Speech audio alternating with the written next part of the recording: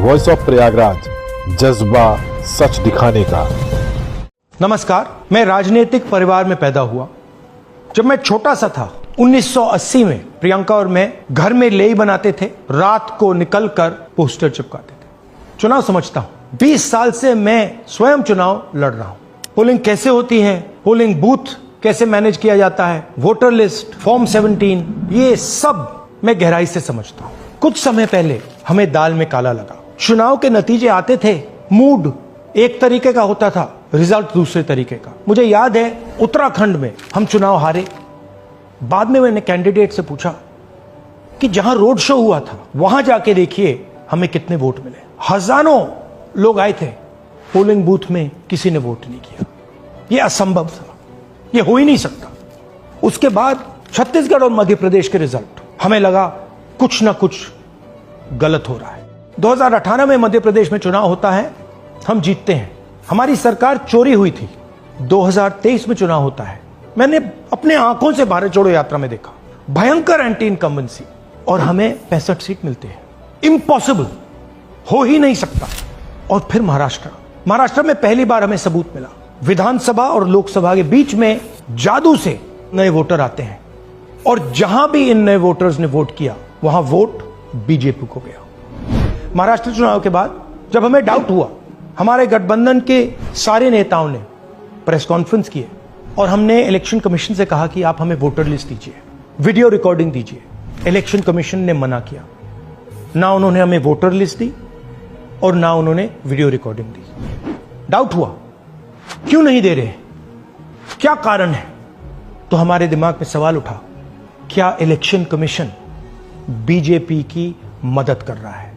क्या election commission ही election को चोरी करवा रहा है? इसके बाद हमने एक टीम सेटअप की और हमने उन्हें कहा कि आप जाइए, एक कंस्टिट्यूएंसी भी जाके ढूंढिए, सच्चाई ढूंढिए, किस प्रकार से चीटिंग की जा रही है, किस प्रकार से यह काम किया जा रहा है और कौन कौन इस काम को कर रहे हैं। सबसे महत्वपूर्ण बात यह है कि इलेक्शन कमीशन डिजिटल डेटा नहीं देता है, फिजिकल डेटा देता है।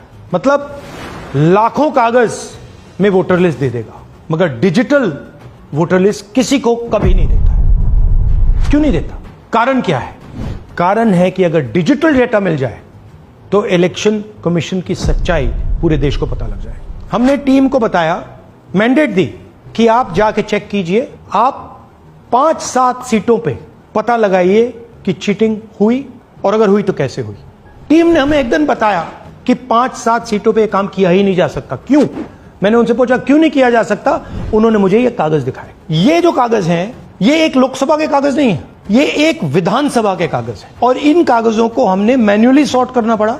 और पूरा का पूरा काम जो हुआ है, इसमें 6 महीने लगे हैं, और एक असेंबली सीट में हम ये काम कर पाए हैं। क्यों? क्योंकि डिजिटल डेटा नहीं दिया जाता। अगर इलेक्शन कमीशन ने हमें डिजिटल डेटा दिया होता तो हम ये कार्रवाई पूरे देश में, हर लोकसभा में, हर विधानसभा में 15 मिनट में करके दिखा देते। हमारे पास अनलिमिटेड रिसोर्सेज नहीं है, इसलिए हमने ये रिसर्च सिर्फ एक लोकसभा में, एक विधानसभा सीट में की। मगर मुझ में अब पूरा भरोसा है कि ऐसी 100 से ज्यादा सीटें हैं हिंदुस्तान में। जो यहां हुआ है उन सीटों में भी हुआ है। और याद रखिए, अगर बीजेपी को 10-15 सीटें कम आती तो आज नरेंद्र मोदी प्रधानमंत्री नहीं होते, इंडिया गठबंधन की सरकार होती।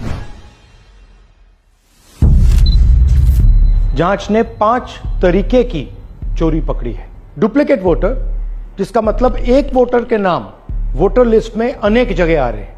फेक एड्रेस, मतलब एड्रेस है ही नहीं, या फिर house number 0। Bulk voter in single address, मतलब एक छोटे से घर में 40, 50, 60 लोग रह रहे हैं। इनवैलिड फोटोज, छोटी सी फोटो है या फिर फोटो ही नहीं है, और वो जो छोटी फोटो है वो दिखती भी नहीं है। कौन है, किसका चेहरा है, नहीं पता लग सकता। Misuse of form 6।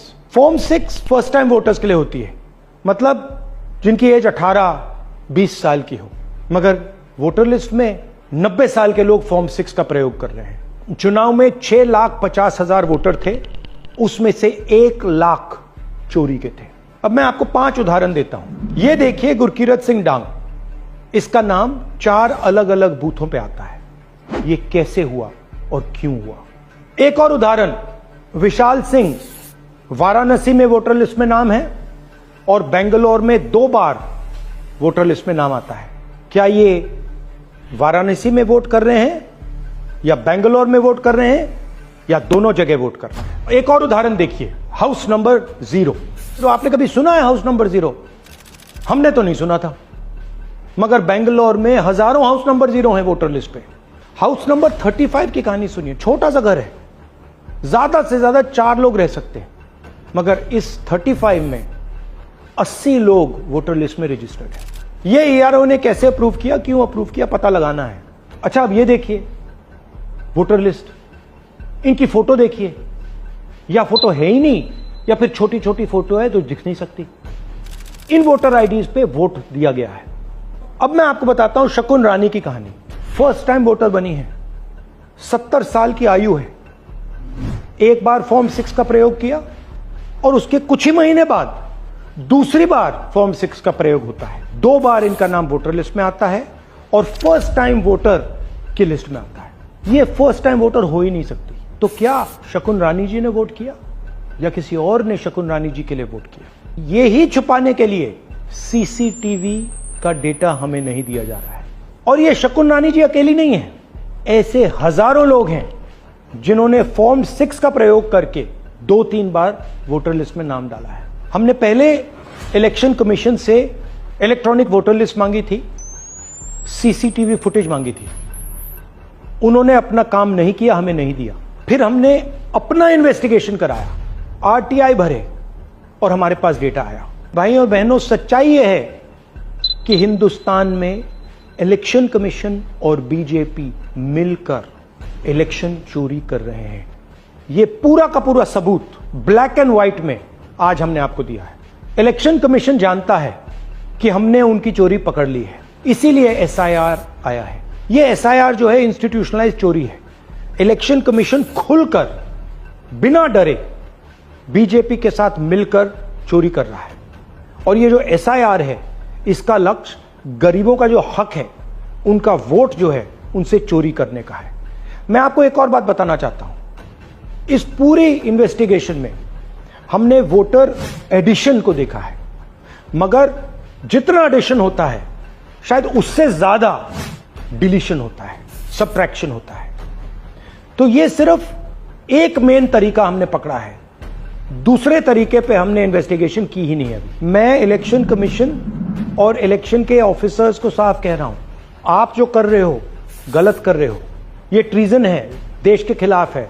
ये मत भूलिए, टाइम आएगा हम आपको पकड़ेंगे, बचने वाले नहीं हो। It is critical that we expose voter चोरी।